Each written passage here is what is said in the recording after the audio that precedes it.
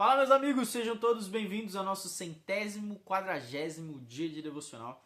E hoje eu quero ler com vocês o texto de Josué, capítulo de número 3, a partir do versículo 14, que diz assim: Quando, pois, o povo desmontou o acampamento para atravessar o Jordão, os sacerdotes que carregavam a arca da aliança foram adiante. Ora, o Jordão transborda em ambas as margens na época da colheita.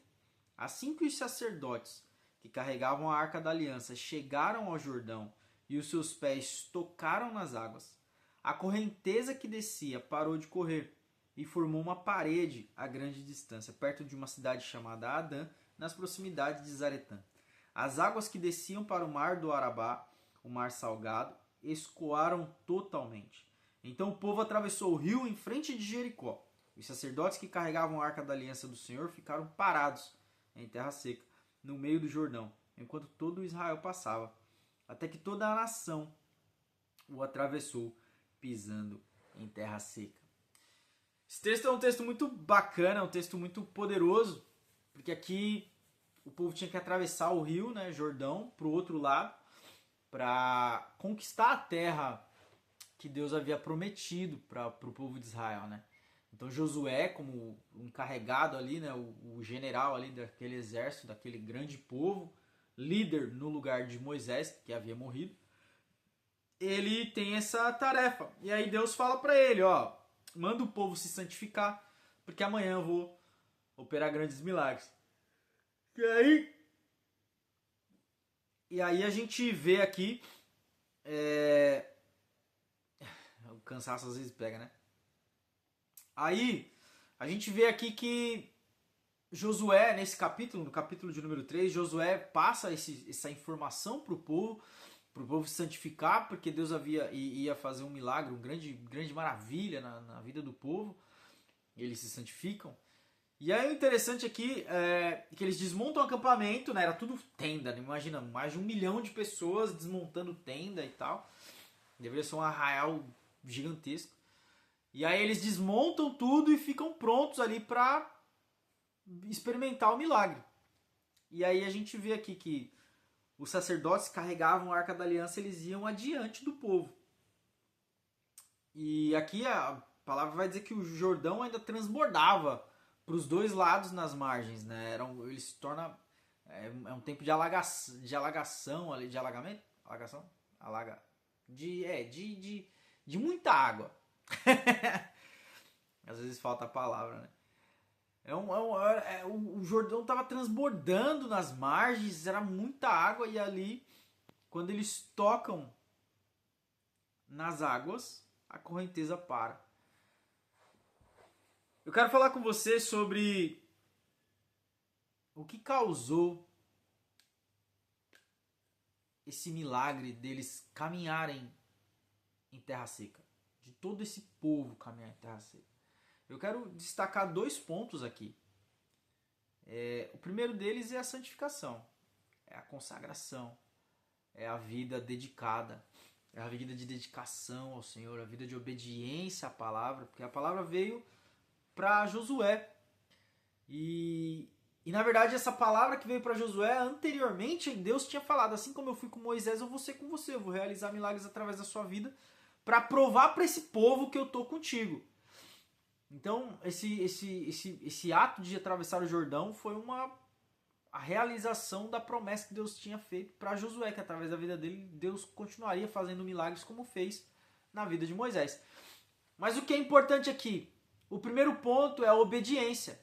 O povo ouviu Josué e obedeceu. Se consagraram, jejuaram ali, né? Fizeram tudo o que tinha, se santificaram, fizeram tudo como o Senhor tinha pedido. Foram obedientes. Então, obediência à palavra é o primeiro ponto. E o segundo ponto, que aí você pode chegar para mim e falar assim, mas eu sou obediente, Gledson.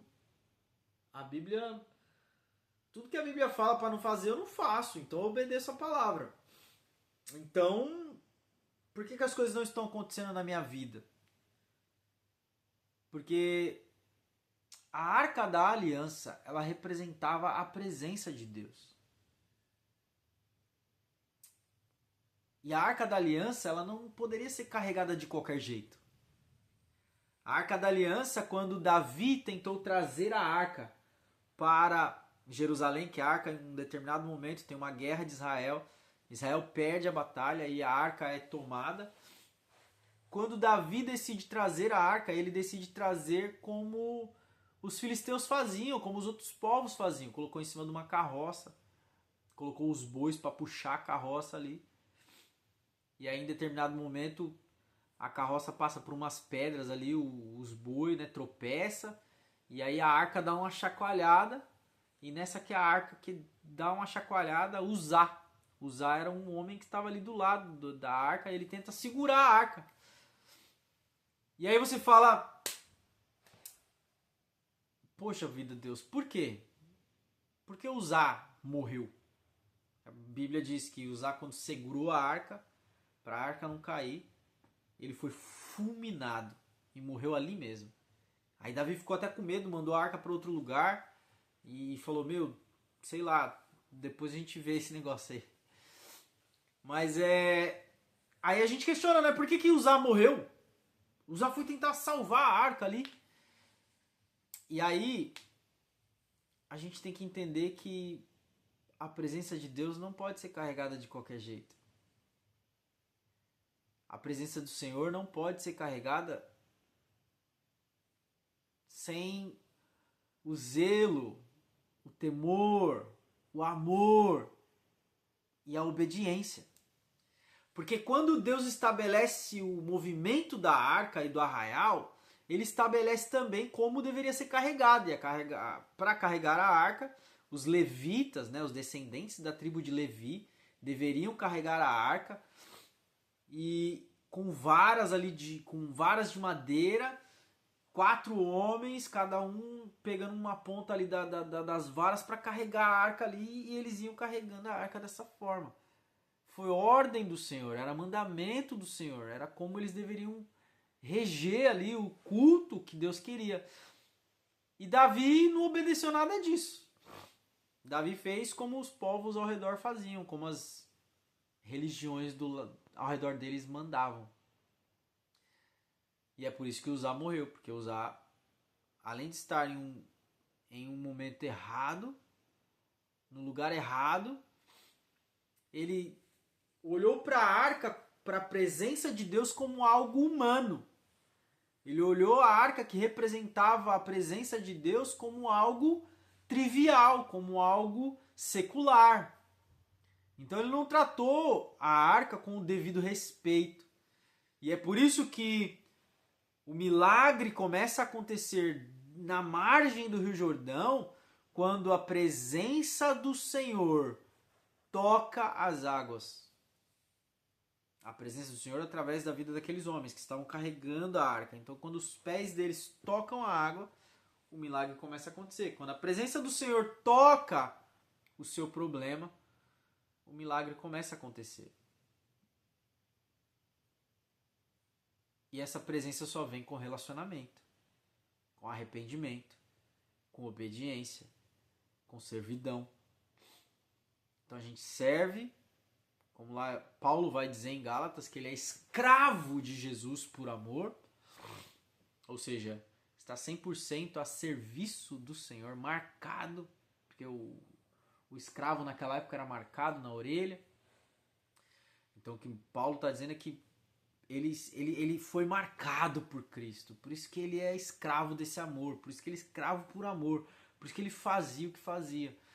Então quando você olha, a presença de Deus, ela exige de nós santidade, ela exige obediência, ela exige. E as pessoas acham que pode tratar a presença de Deus de qualquer forma, de qualquer maneira. Talvez não só esse seja o problema da falta de temor e a falta de como carregar ali essa presença, a falta de relacionamento, usando a presença de Deus como se fosse um objeto ali, como se fosse um item mágico. E aí eu tenho que refletir com você nesse sentido, porque presta atenção, a arca que representava a presença de Deus toca a água, então a água, diferente do que aconteceu no Mar Vermelho, preste atenção nisso, diferente como o Mar Vermelho abriu, né? O vento forte soprou do oriente para o ocidente, um vento fortíssimo soprou a noite inteira e o mar se abriu. Aqui, eles pisam na água. E a palavra de Deus diz que numa cidade, se eu tiver bom de memória, mas é uma cidade a praticamente 15 quilômetros de distância, ou 11 quilômetros de distância, alguma coisa nesse sentido. Lá acima no Rio Jordão, começa a formar uma parede de água e o restante da água continua fluindo, até que então apareça a terra seca.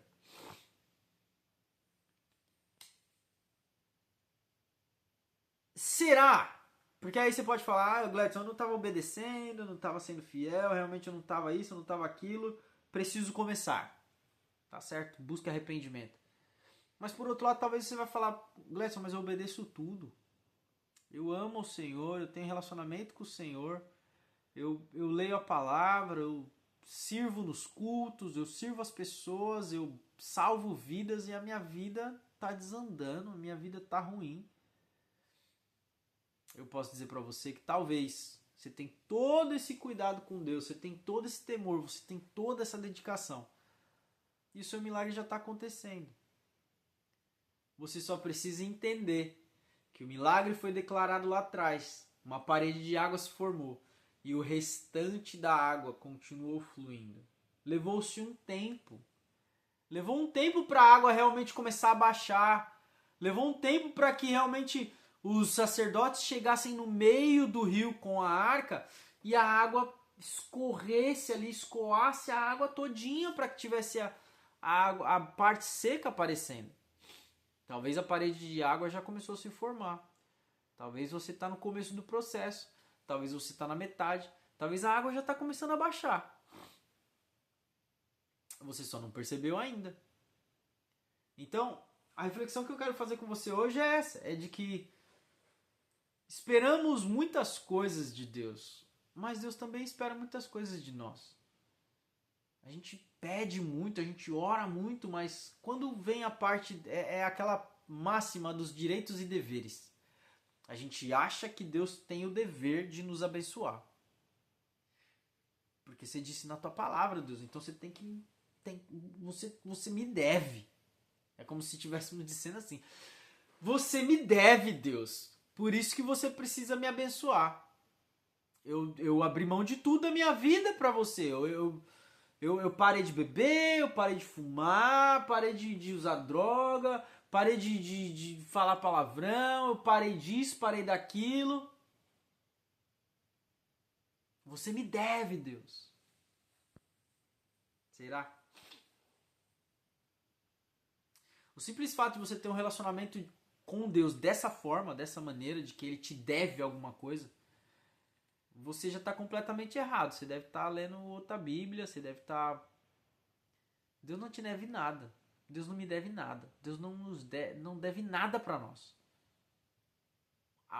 O que Ele tinha de mais precioso, que era o seu Filho, Ele entregou na cruz do Calvário. E a palavra de Deus vai dizer em 2 Coríntios que Ele tornou pecado aquele que não conhecia o pecado, para que nós nos tornássemos justiça de Deus. Quer saber o que Deus tem para você? Olhe para a cruz. Quer saber o melhor que Deus tem para te dar? O melhor de Deus que ainda está por vir? O melhor de Deus já veio na cruz do Calvário. Gritou, está consumado. Rendeu o Espírito.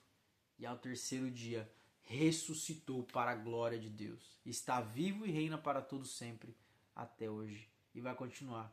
Porque de eternidade a eternidade, Ele é Deus. Amém? Entenda isso. É a presença, é a obediência, é relacionamento, é espera, é paciência, é sobre não esmorecer o coração. Porque eu posso dizer para você, não esmoreça o seu coração, porque aquilo que Ele declarou que Ele vai fazer sobre a sua vida, Ele vai. Apenas aguarde o tempo. As águas estão baixando. E em breve você vai poder cruzar o rio para o outro lado, para a terra da promessa. Amém? Deus abençoe sua vida. Tamo junto e até amanhã.